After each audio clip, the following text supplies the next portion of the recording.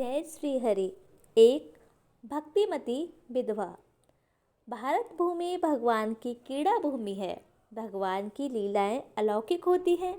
भगवान के सन्निकट रहने वाले भक्तों की जीवन लीला यदि अलौकिक हो तो उसमें क्या आश्चर्य। देश में एक योग सिद्धि भगवत भक्त श्री मधुस्वामी सत्यदेव सरस्वती नाम के प्रसिद्ध सन्यासी हो गए। स्वामी जी के समय में शांतिपुर के समीप गुप्तीपीड़ा नामक गांव में एक भागवत भक्ति परायण ब्राह्मण परिवार निवास करता था। ब्राह्मण को एक दिन गंगा स्नान करते समय भगवान श्री कृष्ण एक मनोहरणी मूर्ति गंगा की धारा में बहती हुई प्राप्त हुई। भक्तों को भगवान मिल गए। ब्राह्मण के आनंद परावर उमड़ उठा। भगवान की मूर्ति को घर लाकर ब्राह्मण ने बड़े भक्ति भाव और श्रद्धा से पूजन किया। सारा परिवार भगवान प्रेम की मंदाकिनी में सुस्नान होकर परितृप्त हो गया। रात्रि काल में भगवान का पूजन के पश्चात प्रसाद पाकर सब लोग सो गए। ब्राह्मण ने स्वप्न में देखा कि वही भगवान की मूर्ति सामने उपस्थित है और कह रही है, मैं सन्यासी के घर जाऊंगा, गृहस्थ के घर में मैं नहीं रह सकता, मुझे रखने से तुम्हारा अनिष्ट होगा, मुझे सत्यदेव सरस्वती के पास पहुंचा दें। ब्राह्मण भक्ति भाव की प्रतिमूर्ति था, उसे इष्ट देव मिल गए तो अलौकिक अनिष्ठा की परवाह कौन करता है। वह भगवान के श्री विग्रह की पूजा अर्चना में अपने दिन शांति सुख से बिताने लगा, परंतु भक्ति वेता को कौन रोक सकता है। एक एक करके ब्राह्मण परिवार के सब आदमी परलोकवासी हुए। घर में बच गई एकमात्र उसकी विधवा कन्या और श्री भगवान की वह मनोहर रूपड़ी मूर्ति। वह कन्या अकेली भगवान की आराधना में तत्पर हो गई। दिन रात उसके भगवान की मूर्ति के सामने ध्यान पूजन में बीतने लगे। श्री स्वामी सत्यदेव सरस्वती को भगवान ने स्वप्न दिया कि तुम मुझे लाकर यहाँ ही प्रतिष्ठा करो। स्वामी जी भगवान की उस मूर्ति के लिए इधर उधर खोजने लगे। गंगा पर जाकर गुप्ती गांव में उस ब्राह्मण के पास पहुँचे। वहां घर पर उसको कोई दिखाई न दिया। भीतर घुसने पर उन्होंने देखा कि घर में कोई पुरुष नहीं है, केवल एक अपूर्व रूपवती कन्या भगवान श्री कृष्ण की एक प्रतिमा के सामने भक्ति भाव तन्मय होकर पूजा अर्चना में लगी हुई है। स्वामी जी भगवान की उस दिव्य मूर्ति को देखकर मुग्ध हो गए। उस कन्या ने भगवान को सुपक फल मूल मिष्ठा युक्त नैवेद्य दिया। श्री वृंदावन बिहारी लाल की वह अनुपम लवणमयी मूर्ति मुस्कुराने लगी और उस कामने के कर कमलों द्वारा निवेदित नैवेद्य को लेकर प्रेम से आस्वादित करने लगी। भगवान का प्रत्यक्ष दर्शन सहज नहीं। दर्शन कर लेने पर जीव को उस संसार में और किसी वस्तु की इच्छा रह ही नहीं जाती और भगवान जब स्वयं प्रसन्न होकर दर्शन देते हैं तब कृतार्थ होता है। भक्त अन्यथा दुर्लभ है भगवान के दर्शन।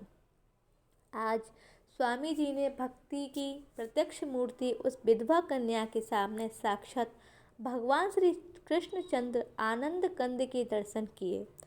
कृतज्ञ हो गए। नयनों से प्रेम आश्रु प्रभावित होने लगा। निर्मिष भगवान की ओर देखते देखते स्वामी जी को तन मन की सुधि न रही।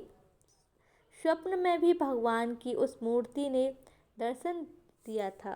अतएव स्वामी जी की अपने गंतव्य स्थान पर पहुंचकर आनंदित हो उठे। उस भक्तिमती विधवा युवती ने भक्ति भाव से गदगद वाणी से भगवान की स्तुति की। आरती के उपरांत पुष्प अंजलि निवेदन करके पूजा से निवृत्त हो जैसे ही उसके घर के प्रांगण की ओर दृष्टि डाली, देखा कि एक भव्य मूर्ति तपमूर्त सन्यासी सामने खड़े हैं। उसने श्रद्धापूर्वक सन्यासी के चरणों में प्रणाम किया और पूछा, प्रभु आप कौन हैं, कहाँ से और किस प्रयोजन से अपने इस भगवान के मंदिर में आने की कृपा की है। सन्यासी ने अपने जीवन में पहल एक सच्ची भक्तिमती भगवान की पुजारिन का दर्शन किया था। वह इस अलौकिक लीला को देखकर आवक हो रहे थे। नेत्रों में प्रेम आंसू रुक नहीं रहे थे। किसी प्रकार अपने को संभालकर उन्होंने कहा, कल्याणी, मैं एक तुच्छ सन्यासी हूँ और भिक्षा के लिए यहाँ आया हूँ। वह साध्वी यह बात सुनकर प्रसन्न हो उठी और बोली, भगवान, आप यथारुचि भिक्षा ग्रहण करके आज इस दुखिहारी को कृतार्थ कीजिए। सन्यासी ने प्रेम पूर्वक प्रसाद ग्रहण किया और कहा, देवी, भोजन की दक्षिणा मिलनी चाहिए। दक्षिणा के बिना मेरा भिक्षा ग्रहण करना पूरा नहीं माना जाता, परंतु मैं सन्यासी हूँ, रुपया पैसा छूता नहीं। मुझे अपनी वह देव मूर्ति दक्षिणा में दे दो। उस साध्वी विधवा की सप्त स्मृति जग उठी। उसने कहा, भगवान, आपकी आज्ञा का पालन किया जाएगा और वह देव मूर्ति आपको मिल जाएगी। इतना कहकर वह भक्ति पूता रमणी भगवान के विग्रह के सामने खड़ी हो गई। क्षण भर ध्यान व्यवस्थित होने के बाद कहने लगी, प्रभु, यह तो मैं पहले से ही जानती थी कि तुम किसी संसार त्यागी सन्यासी की सेवा के लिए अभिलाषित हो। पिताजी को स्वप्न में तुमने आदेश दिया था, वह बात आज सामने उपस्थित है। तुम्हें सन्यासी को अर्पण न करने के कारण हमारे घर का जो अनिष्ट हुआ सो हुआ ही।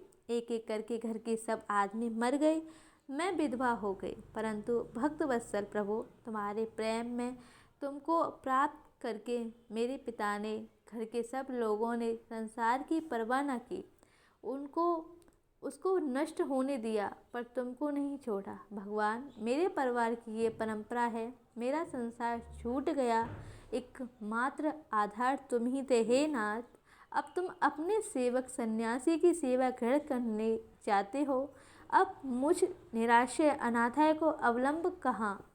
प्रभु, अब मुझे कुछ कहना नहीं है, चाह भी नहीं है। प्राण रहते तुम्हारे वियोग को सह न सकूंगी, इसलिए हे शरणगत आई हूँ। इस कंगालिनी को दया करके अपने चरणों में विलीन कर लो। इस प्रकार गदगद वाणी से बोलते बोलते वह साध्वी श्री भगवान के पद पद और देखने लगी। आंसुओं की धारा उसका वक्ष स्थल प्रभावित हो उठा, लंबी सांस चलने लगी। देखते ही देखते उस भक्तमती विधवा की सांस गति बंद हो गई। उस महायोगिनी ने इस मानव लीला को स्मरण किया। धन्य है उसका यह भगवान के चरणों को आत्मनिवेदन।